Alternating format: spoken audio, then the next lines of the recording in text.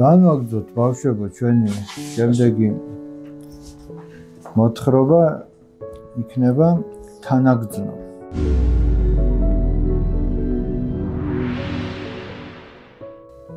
ერთხელ დედა შეუძლოდ იყო და დაეძინა. შეუძლოდ იყო ნიშნავს, რომ ავათი. როდესაც გაიღვიძა და საძინებლიდან გამოდიოდა, კარებთან 4 წლის მართა დახვდა. პატარა მართა დახვდა. პატარა გოგოს რაღაც უჩვეულოდ უცნაურად ეღიმებოდა, რაღაცას მალავდა. ეტყობოდა რაღაც საიდუმლოს მალავდა და თან უხაროდა.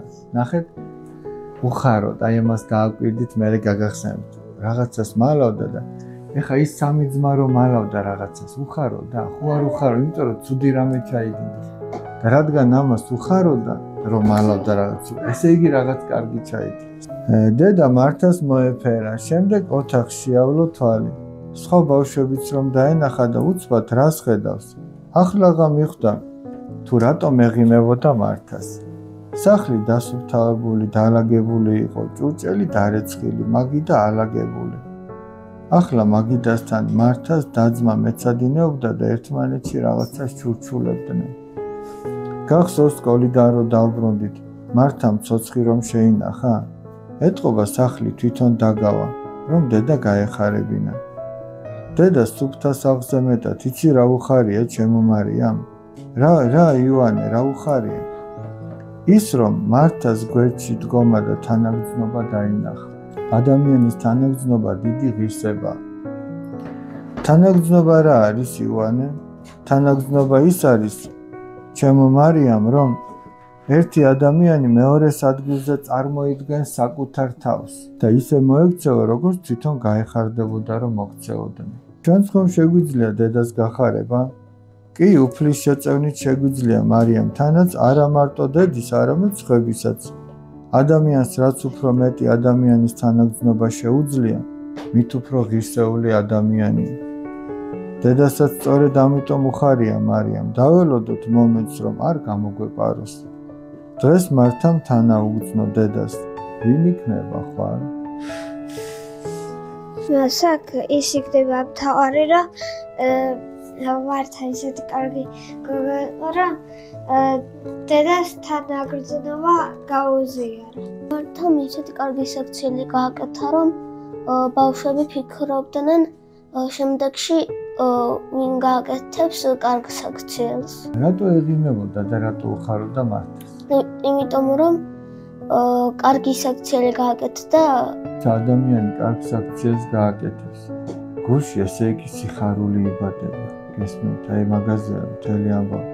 როცა ადამიანი რაღაცის სიკეთეს გააკეთებს, გულში ხარობს. და მართას იმიტომ ეღიმებოდა, რომ დედას თანაუგრძნო მიეხმარა სახლის დალაგებაში.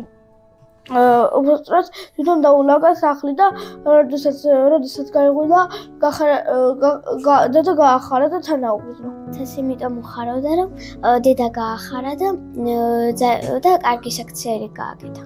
თავიდან მეგონა მე დასაწყისში 4 წლის მართა რომ მოვიდა, რო იღიმოდა, მეგონა რომ სათამაშო მოიპარა ან რამე ეგეთი იქნა და იღიმოდა რომ არ შეეჩნიათ ადამიანს, არ შეეჩნიათ თავის პრობლემებს, მაგრამ მე რო გავიგე სახლი რო დალაგებული ქონდა, თურმე სულ სხვა რამე ყოფილა და დედას მოუპო მაგითი გული. შენ გენაცვალე, ოღონ ახლა თან დააკვირდით. შენ მართალი ხარ. თუ ადამიანი მარტო იღიმება, შეიძლება იმან რაღაც დააშავა. მაგრამ რო იღიმება და თან რო წერია რომ უხარია, შეიძლება იღიმები, მაგრამ არ გიხარია შიგნით. ხო ხდება? დაშავებული გაქვს რაღაცა და კი იღიმები, იმიტომ რომ შენი დანაშაული დაფარო, მაგრამ არ გიხარია. პირიქით შეწუხებული ხარ, შიგნით აი ფორია ქია, მოუსწენრობა, გაურკვევლობა, როდის გაიგებენ ჩემ დანაშაულს რაღაცა. და ეს კი სასიამოვნო გაურკვევლობა, ჯერ არავინ არ იცის რა მოხდება და შენ რო სიურპრიზად გაახარებ, ესე იგი და შენ უკვე გძნობ იმ სიხარულს. და მაგ დროს იცი რა ხდება? მარტო მაშინ კი არ გიხარია, როცა სახლი უკვე დაალაგე. სახლს რო ალაგებ, მაშინაც უკვე სიხარული გაქვს. სხვისთვის რო ირჯები რაღაცას რო აკეთებ, აი მაგალითად მიდიხარ და სხვას რაღაცა უნდა უყიდო. იმან არ იცის. შენ უკვე რომ მიდიხარ საკიდლად, შენ გულში გიხარია. სვეგრე ვარ ხოლმე, რაღაც ისოყებდათ რომ მივდივარ სხვაზე, მიხარია რომ მე ამას ვყიდი და ვაჩუგებ. ხო, აი წმინდა პაისი ათონელი ასეთ რამეს ამბობს. როდესაც ჩვენ რაღაცას ვჩუქნიან, ჩვენ ხორციელად ვიხარია ადამიანურად, მაგრამ ჩვენ როდესაც ვჩუქნით, ამ დროს სულიერად ვიხარია. ეს უფრო დიდი სიხარულია. აი დააკვირდით, შენ რო გაჩუქებენ, კი გიხარია, მაგრამ შენ რო სხვისთვის გაიმეტებ და აჩუქებ, ეს უფრო დიდ სიხარულს განიჭირს. მე ისე ვარ ხოლმე რომ ადამიანისთვის რამის ყიდვას რო ვაპირებ ხოლმე წინასწარ მიხარია ხოლმე რომ ასე სიკეთეს რო უკეთებ ვინმეს. რამე თუ გაუჭირთ დავეხმაროთ ან უნდა თანაუგრძნოთ. და მოდი ვთქვათ, რა არის თანაგრძნობა? თანაგრძნობა არის რომ ვიღაცას რამე რო უჭირს და რო დაეხმარებ. კი ბატონო, აბა რა არის თანაგრძნობა? მოდი ვთქვათ, თანაგრძნობა რა არის? რა აზრი გამოვიტანე? თანაგრძნობა არის მამაო, აი ვიღაცას რომ ვიღაცას გასაჭირს რომ გაიზიარებ. თანაგრძნობა არის რომ ვიღაცის რამეს შენ გაიზიარებ. თანაგრძნობა არისო, რომ ერთი ადამიანი მეორეს ადგილზე რომ თავის თავს დააყენოს, თავის თავს წარმოიდგენს და ისე მოექცევა, როგორც შენ გინდა რომ მოგექცე. აი შენ რო ისე მოექცევი სხვა ადამიანს, როგორც შენ გინდა რომ მოგექცე. როგორც დაუშვათ არ გინდა რომ მოგექცნენ, შენც რომ არ მოექცევი სხვას ისე.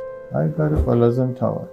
და ადამიანმა თუ თანაგრძნობა არ იცის სხვა ადამიანისა, ის ქრისტიანათაც ვერ ჩაითვლა. იმიტომ რომ ქრისტე ჩვენთვის მოვიდა, ჩვენთვის ჯვარს ეჩა. რომ ესე იგი ჯოჯოხეთისთვის განწირული ადამიანები გამოეხსნა. ჩვენ თანაგვიგრძნო უფალმა. გესმით? და იმიტომ მოვიდა ჩვენთვის და ჩვენთვის ამდენი სატანჯველები მოიწონა. და ჩვენ თუ ერთმანეთის გამო რაღაცას მოვითმოთ, დავეხმარებით, რაღაცას ვიწვალებთ, ჩვენ ამითი ქრისტეს მიერს გავსებთ და ქრისტიანები ვიქნებით. აი ამაში ასაკ. კარგი, ჩემო ძვირფასებო, დღეს ამითი დავამთავროთ. მომავალ შეხვედრამდე.